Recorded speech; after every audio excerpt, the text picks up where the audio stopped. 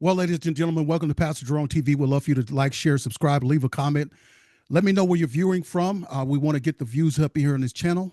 Pastor Jerone, I'm looking for Avengers. I was kicked off of this channel for 4 years, and I would like to get my subscribers back, actually get this channel monetized again, and bring you all the best of news, current events, and insights on politics. So President Donald Trump brought Mayor Manduni in,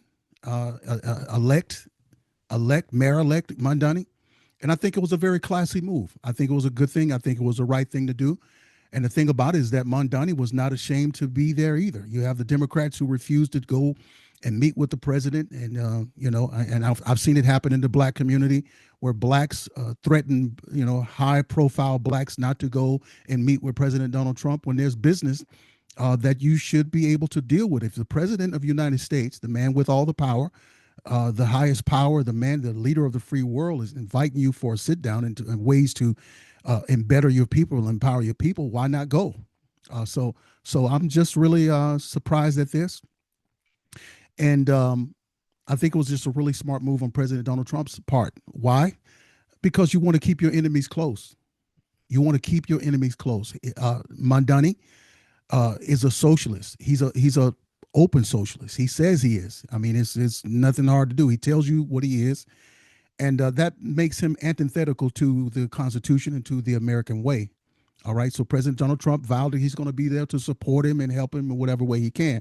But President Donald Trump needs to keep him close and allow him access and give him, access, and so that he could probably make some decisions for him and help him out. But this is what I want you all to notice. Is that Manduni standing next to the president of the United States of America, the most powerful man in the world. Manduni was not born in America. He wasn't born here. This is how far we've fallen. We're electing people who are foreign born, and they're moving up in power in this country. They come in with different ideologies. They come in with different religions, and they're moving up in rank and power. And the thing that blew me away is to see him just look at him right there, just standing next in the most powerful place in the world is the Oval Office next to the President of the United States of America. So those of you who are out there complaining, you refuse to vote. Those of you out there that are complaining about America and you refuse to support candidates like myself, I've run for U.S. Congress twice, and I'm actually on my third term. If you want candidates who are going to be America first and focus on the Constitution and focus on the ways of America and the American dream and get us back to focusing on America first, we're going to secure our borders and we're going to make sure that we get rid of the 14th Amendment that people come over here and have anchor babies. We need to wake up and elect Americans into power. And I'm saying that without saying a whole lot. Okay, because I don't want to be offensive to anybody. Everybody have their own right to worship who they want to worship. But I'm telling you, we need to wake up.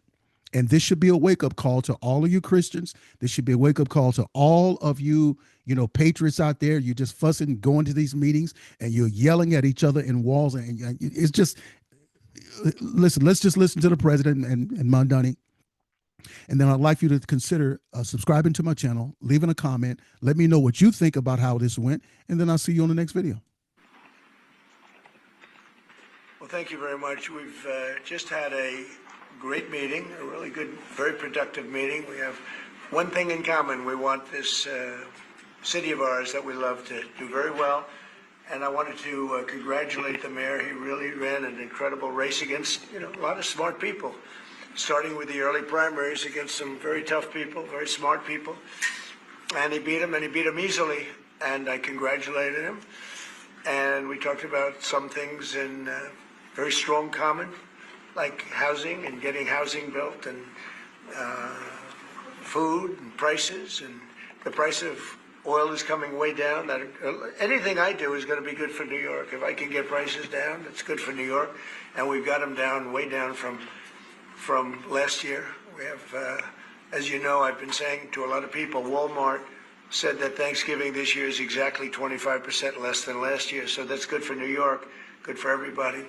But I just want to congratulate. I think you're going to have hopefully a really great mayor. The better he does, the happier I am. I will say there's no difference in party. There's no difference in anything. And we're going to be helping him to make everybody's dream come true, having a strong and very safe New York. And congratulations, Mr. Mayor. Thank you, Mr. President. Thank you. I appreciate it. Please.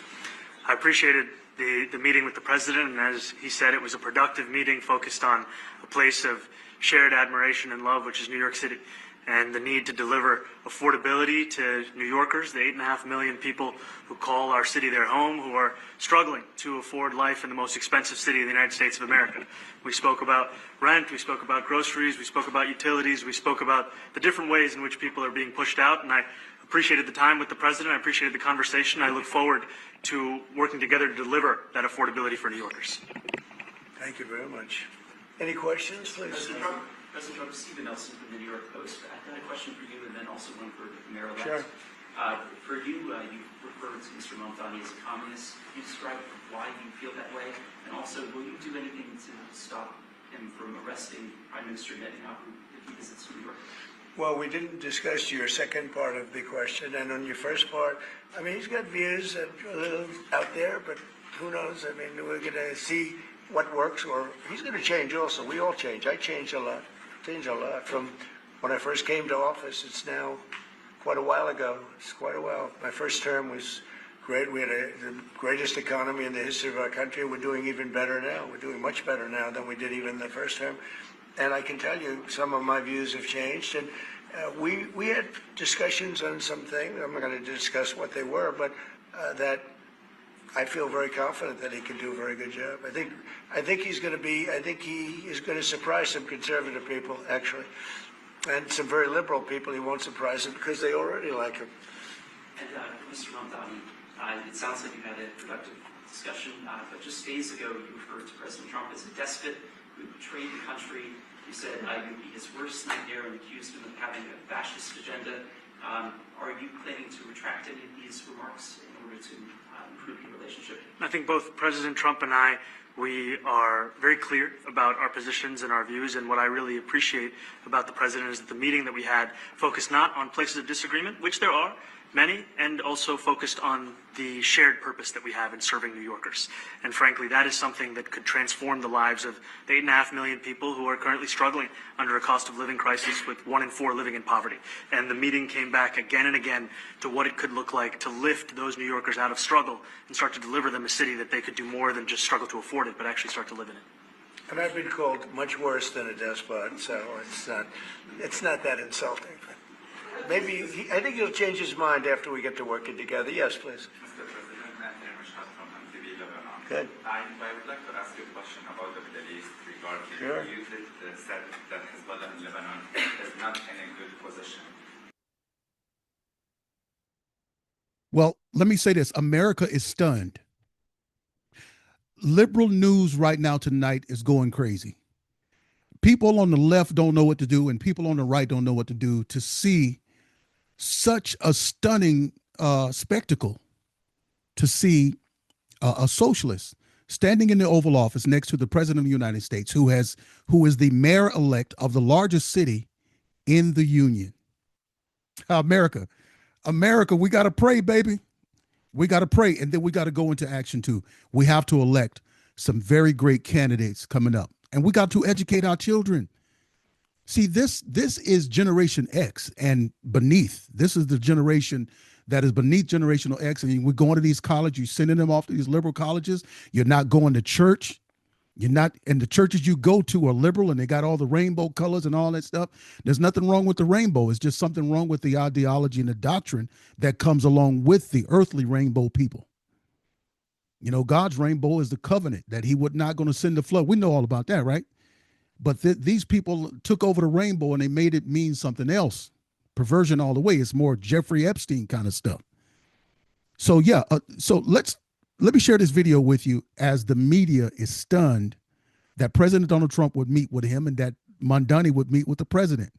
You see, because Democrats would never, ever do this. They will never, ever show themselves, you know, and trying to sit down and come to some type of conclusion that is going to make America better. They don't want that.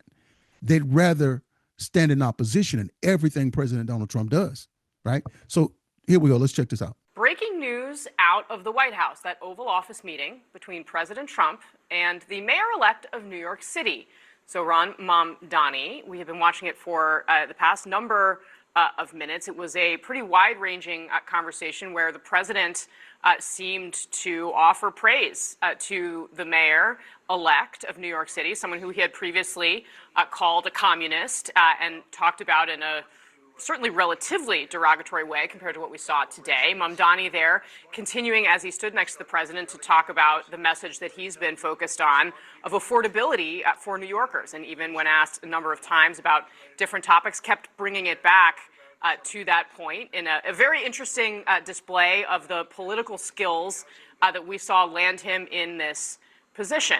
So let's get off the sidelines and head into the arena. My panel is going to be here to weigh in, and we're also joined by CNN Chief White House Correspondent and anchor Caitlin Collins. Caitlin, this was a much-anticipated meeting, and it really was about two New Yorkers. I mean, at one point, the President of the United States looks at Mamdani and says, you know, you got a job that I really used to want.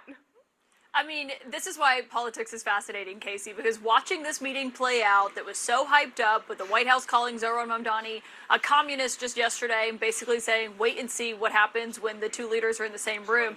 The way this just played out with the president playing basically host to Mamdani inside the Oval Office, I think that entire interaction that just happened before cameras can basically be summed up as in that moment when a reporter was asking Zohran Mamdani, the mayor-elect, if he views President Trump as a fascist. And as Mamdani went to answer that question, before he could even really start to answer, Casey, the president intervened and laughed it off and said, that's okay, you can just say yes, because it's easier than having to explain. He said that Zohran Mamdani could say yes, he believes President Trump is a fascist. He did not, and they continued to take these questions from reporters on a lot of issues where they do not agree, Casey. I mean, yes, they kept going back to affordability, but they were asked about crime, they were asked about ICE, they were asked about the National Guard, they were asked about anti-Semitism, they were asked about so many of these issues that obviously have defined their relationship and also the mayoral's race in New York City, period.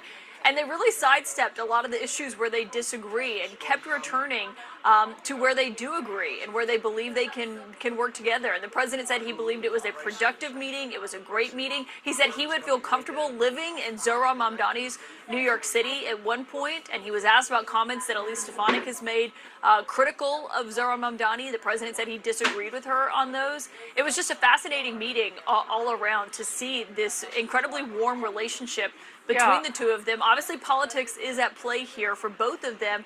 But the president, I mean, multiple times, Casey, was grabbing Zohran Mamdani's hand and shaking it and laughing with him and pointing out his staffers who were inside the room. And so just when you think a meeting is going to be tense and fiery, I mean, sometimes you get President Trump recognizing political talent and welcoming him into the Oval Office. Game recognizes game, I guess. Caitlin, can I ask you, I mean, this president clearly has one way when he is in person with someone who is willing to do the work to charm him. What kind of effort do you think came from the Mamdani side here to try to generate this as an outcome? Because again, it is extraordinarily different to see them together in person and the way the president reacts to that than it is on his social media where, as you point out, he was calling him a communist just yesterday, essentially. Yeah, and who knows if this will last. Obviously, if they disagree and the president...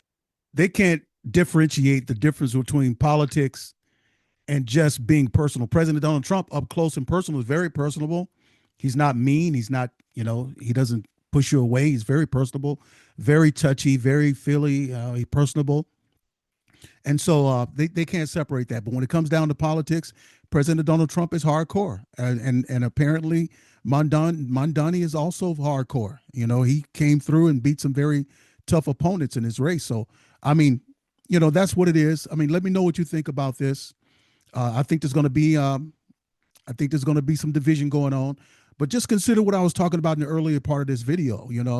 This is the way that America is sliding. This is a sliding scale, and it's sliding us into the abyss, into a very deep place that we don't want to go. And if we don't want to go there, we better make sure that we start teaching our children the Constitution, teaching them about the power of being conservative and being Americans and the America way. Because there are so many people coming over here who are talented, smart, And they don't have the same feeling and sentiments of this country that you and I do, because our parents and their parents and their parents before them, their parents before them, helped build and make this country what it is. And so other people just come in and they see the power, they see the prosperity, they see what this country has to offer, and they want it, but they don't have the connection to it that you and I have. So anyway, let me know what you think about it. Like, share, subscribe, leave a comment. Let me know what you think about the meeting. I believe President Donald Trump is simply keeping his enemies close.